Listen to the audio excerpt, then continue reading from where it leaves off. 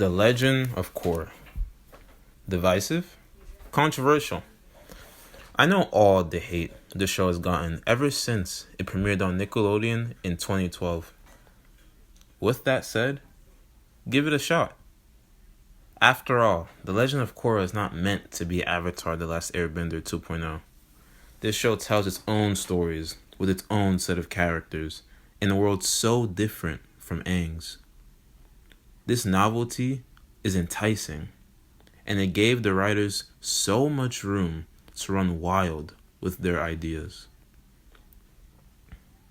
First of all, Korra is such an engaging protagonist.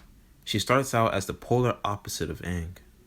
While he was a gentle soul and reluctant to become an avatar, Korra is a forceful soul who cannot wait to become the avatar.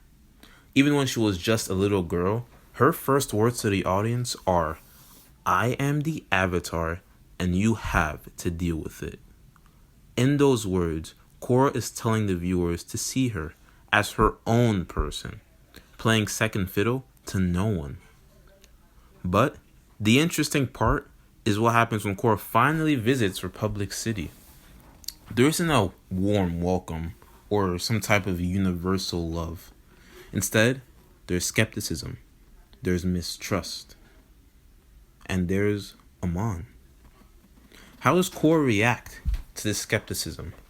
How does Korra react when she is challenged again and again while she insists that she is doing the right thing? Book 1 answers all of these questions and then some, showing us a Korra who has to grapple with a huge question. Does the world really need an avatar? Korra's always been a physical prodigy, skillfully dishing out earth, fire, and water with ease. But what about her airbending? Enter Tenzin. Korra's relationship with Tenzin strengthens the show's core, giving us an unbreakable bond between them. Tenzin's presence forces Korra to come to terms with her spiritual side, untouched by her until now. As the world modernizes, the show asks a big question. What's the role of spirituality during industrialization?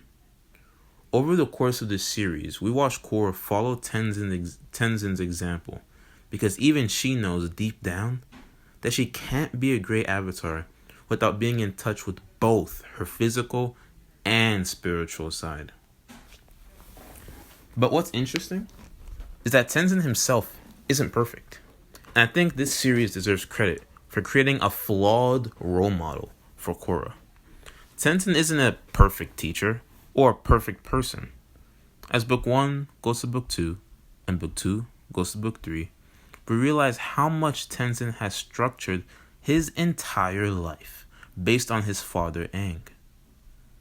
At first, his tributes to Aang are heartwarming, but soon enough, their relationship is unraveled further and further. Tenzin doesn't just love his father, he becomes his father by carrying his father's responsibilities on his own shoulders. Tenzin has burdened himself so much by devoting his life to carrying out Aang's legacy, extending the air nomad culture, and being the hope for future generations of airbenders. Imagine bearing such a responsibility. It's troubling, it's taxing, and in books 2 and 3, we can watch Tenzin grapple with that in an unfiltered, visceral manner. Beyond the characters, The Legend of Korra balances its themes excellently. The series looks at society through an intensely critical lens, poking at its faults and shortcomings.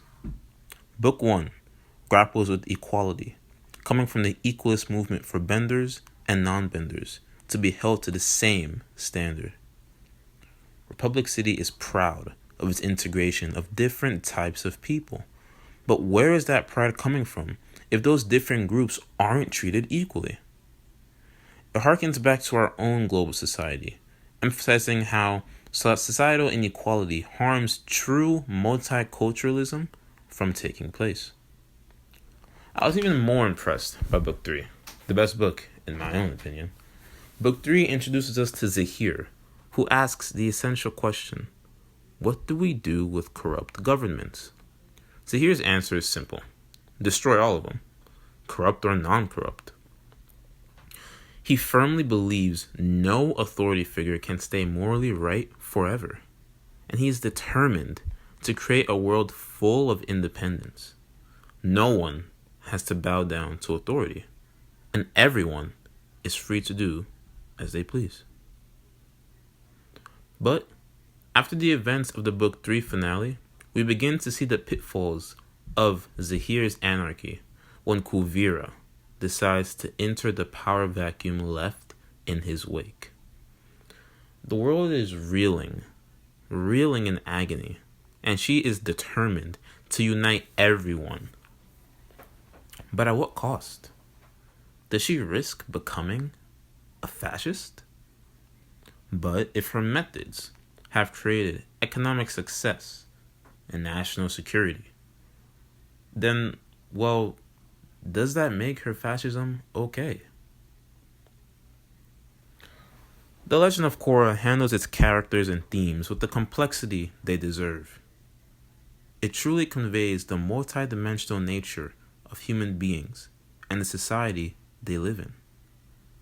The writers refuse to present black and white scenarios, allowing the viewers to watch 4 seasons of Grey and create their own answers to the biggest questions.